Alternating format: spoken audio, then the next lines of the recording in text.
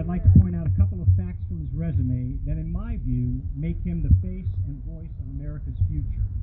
Yes. Mayor Pete is a scholar, having graduated from Harvard and Oxford University, the latter as a Rhodes Scholar. Mayor Pete understands business, having served as a management consultant. Mayor Pete is a veteran, having served in the United States Navy Reserve for 8 years, during which he deployed to Afghanistan. Go Navy, beat Army! Mayor Pete obviously understands politics, having worked on multiple campaigns and run himself as candidate for President of the United States. Mayor Pete is a leader, having served as mayor of South Bend, Indiana for 8 years. And last but not least, Mayor Pete is one of the most articulate and inspirational speakers of our time. It is therefore my great honor to have served as his warm-up act and to introduce Mayor Pete Buttigieg.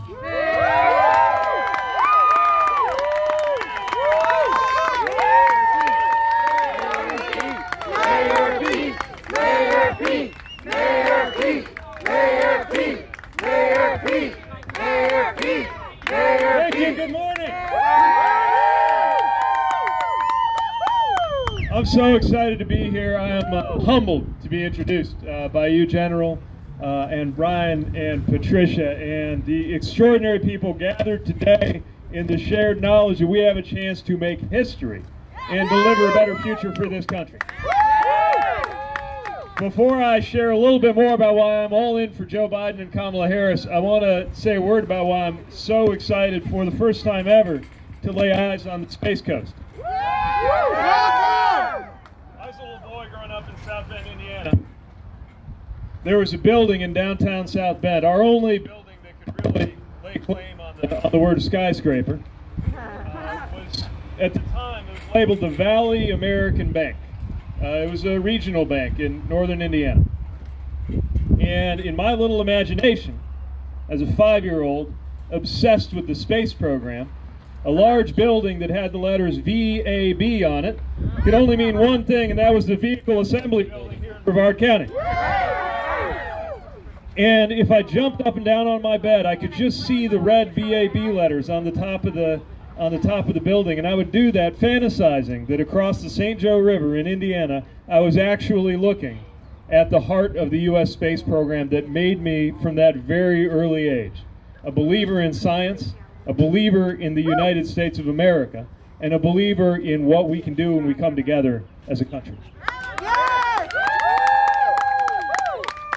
My certainty that I would one day become an astronaut was defeated partly by some things I learned about my eyesight that meant it was better to stay indoors as much as possible rather than compete for flight programs, although I gather now you can get a little further even if you don't have 20/20 vision.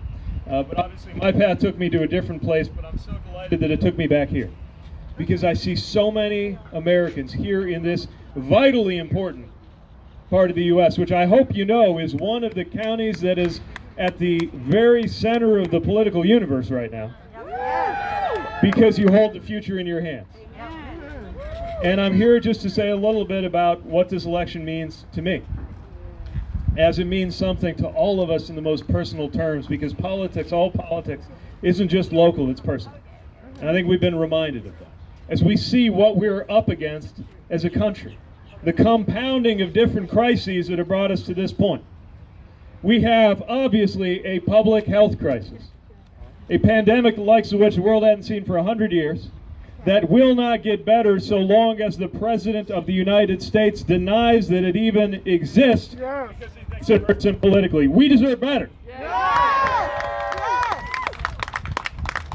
We have an economic crisis that will not get better so long as we have a president who thinks everything is, in his words, going along just fine as long as the wealthy are doing well. We know that a good economy is one where everybody can get by, everybody can move ahead, and that's not happening until we get new and better leadership.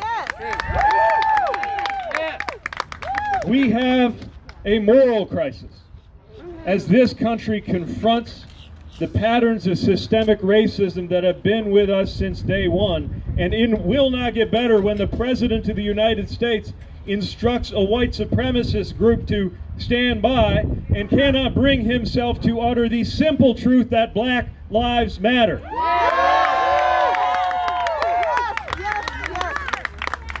We have a global crisis as countries around the world size up whether they can ever trust the United States again. Right?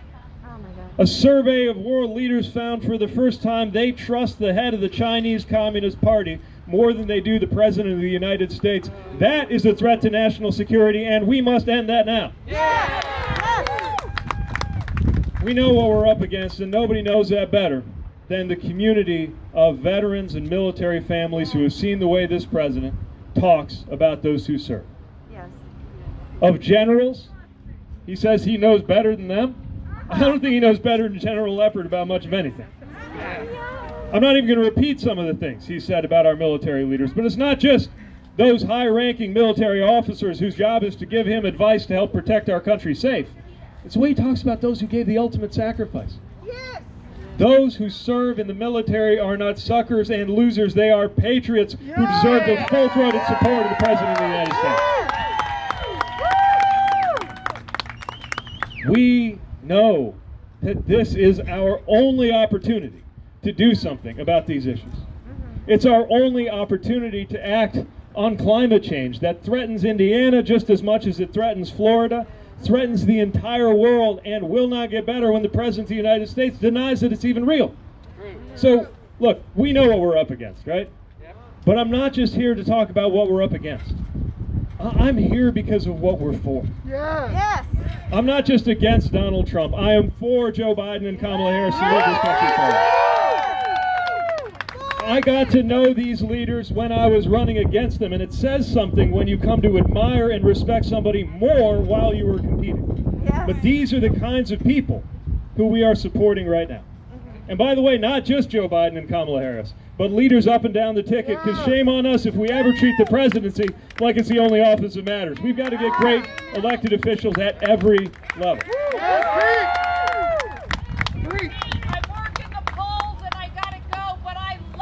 Thank you for working the polls too. Thank you. Keep up the great work. We need those poll workers. We're counting on them. That is public service. I'm for Joe Biden because he, when it was not exactly fashionable in all corners of the Democratic Party, came out and said that love is love and people like me ought to be able to get married just like anybody else. I'm for Joe Biden because he doesn't have to pretend he knows what it's like for military families. The Bidens are a military family. Nobody just went off to war, and that's the kind of person I want in the White House. I'm for Joe Biden and Kamala Harris because they tell the truth. Wouldn't that be nice? Wouldn't it be nice to have a president of the United States who recognizes that health care is a right and is working to expand it and not to take it away? Wouldn't it be nice to have a president of the United States who thinks matters of science and medicine are things we ought to probably check with scientists and doctors about before going off and saying things on television?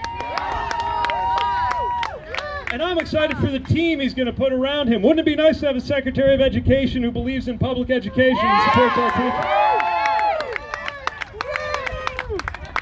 Wouldn't it be nice when there is a vacancy on the Supreme Court not to have to worry if our marriages are in danger, if healthcare decisions are being threatened, if voting rights are up for debate? Wouldn't it be nice to have somebody who actually matches the values of the American people when they're making those kinds of decisions?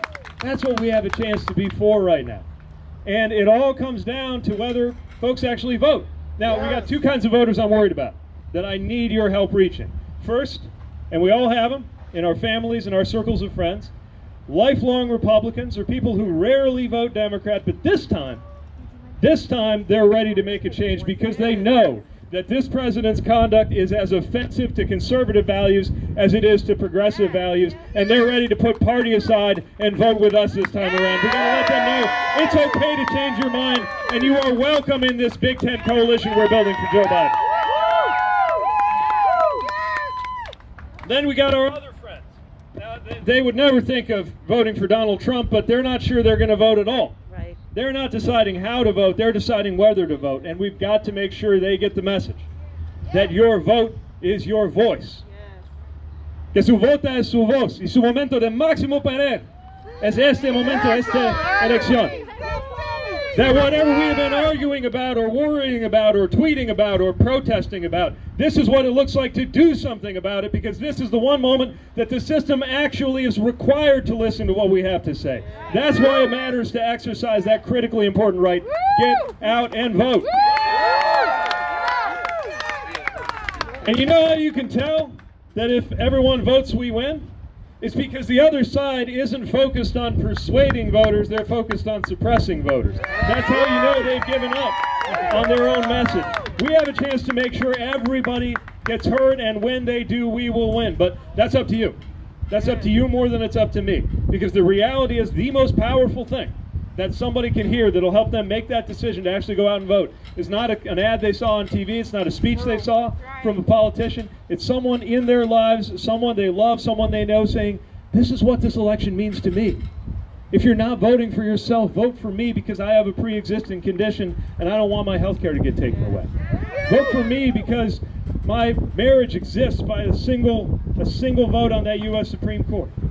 Vote for me because I can't continue digging into my pocket to pay for school supplies. Teachers need some help. Whatever the reason is for you that makes it personal, share that, because that's the most powerful thing. And if nothing else, one more public health argument that I think everybody can get on board with, which is the value of turning on the television, seeing your president, and experiencing your blood pressure actually going down a little bit instead of up through the roof.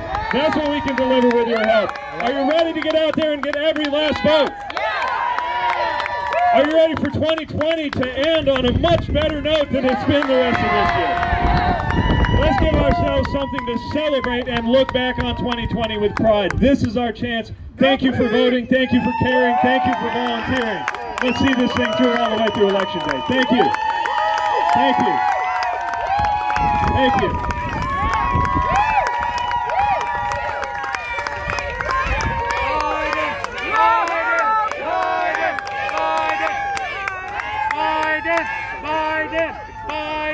Biden!